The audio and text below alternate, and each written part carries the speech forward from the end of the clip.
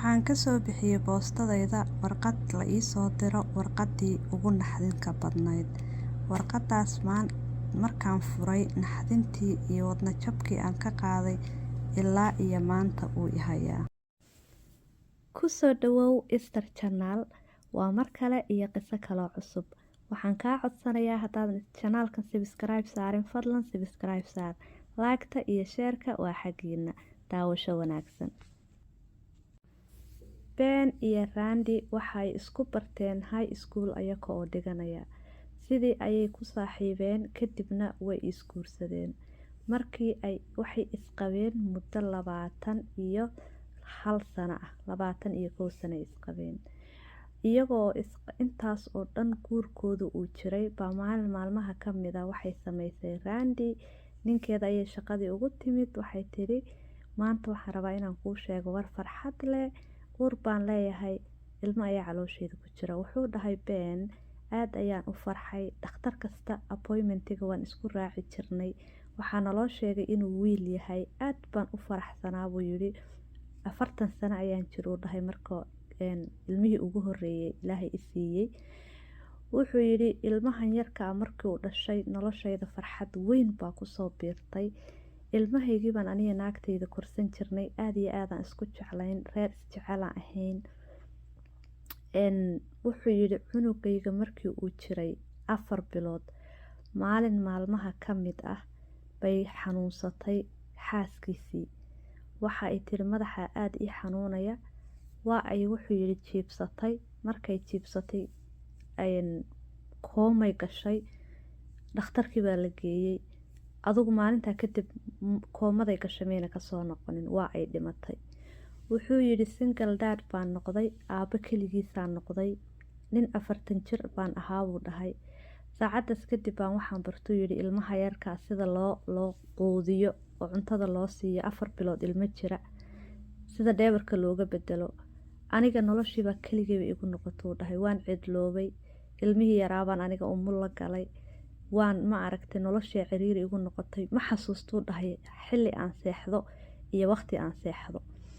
Wuxuu yiri cunugii yaraa uu ii koray isagoo sidii aan israfaad badan kadib isla soo marnay cunugii yaraa waa uu koray markuu jiray 1 sano cunuga yarka magaciisa waxaa la yiraahdaa Brian markii uu jiray 1 sano ayaa wuxuu yiri waxa ii soo dhacday warqadaasoo amidii iigu naxdin ka badnayd adduunka intii aan ku noolaa.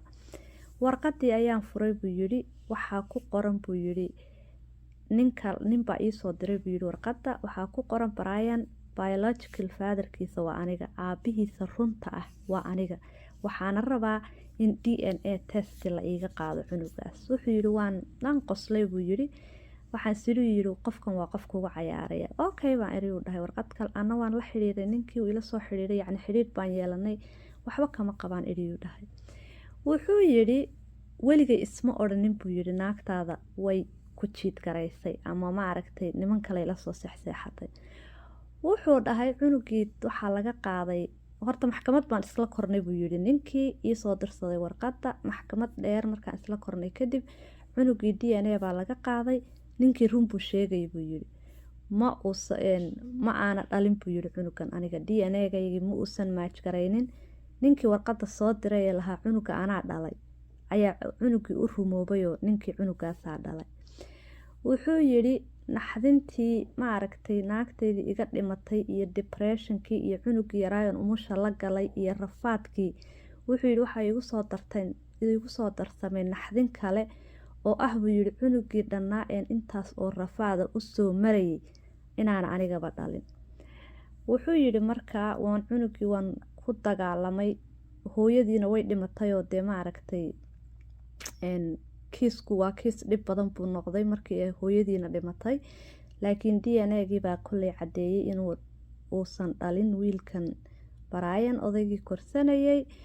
Wuxuu yiri marka aniga hadda wuxuu yiri maxkamaddu anay ii soo xukuntay cunugii laakiin still wuxuu yiri cunugii ma aragtay ii sheeg maxkamad baa socoto oo noo socota aniga iyo ninkii mana garanayo dhahay maxkamaddu inay isaga u xukumi doonto inuu iga la siiyo oo completely la siiyo, waayo hadda maxkamaddu waxay usoo ogolaatay uu dhahay inuu soo booqdo uu u yimaado ilan biological fatherkiisa waaye. Kaaga darana wuxuu yidhi cunugii damage uu iga gaadhsiinayaa wuxuu ku leeyahay buu dhahay anaa ku dhalay, hooyada anaa qabi jiray. Marka wuxuu dhahay waxyaabo uusan cunugan fahmaynin. Hadda cunugii 7 jir weeyaan, intaa ay maxkamaddu socoto wuu weynaaday, 7 jir waaye. Marka wuxuu dhahay ii sheeg aabihii runta u dhalay ayaaba cunugii damage gaadhsiinayo maanta dhan wuxuusan isagu fahmi karin fahansiinaya oo leh anaa ku dhalay, biological father baan ahay. Biological father ba ma fahmayuu yidhi cunugii yaraa. Aabihii soo korsaday ee markii hore dee u malaynayay inuu dhalay ayaa uga fiicnaadayba kii runta u dhalay. Marka cunugii yaraa hadda weli looma xukmin inuu dhahay maxkamaddii, laakiin wuxuu yidhi suurtagal waxaa in loo xukmiyo anigana aan soo booqdo. Wuxuu yidhi ma aaminin inuu dhahay inay naagtayda ijiid garaysay, hal mar xitaa ma aaminin.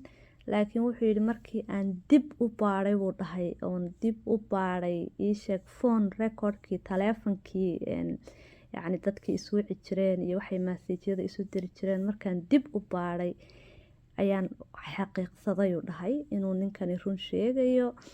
Waayo waxaan arkuu yidhi maseejyo badan iyo maaragtay taleefano la isdhaafsaday oo fara badan.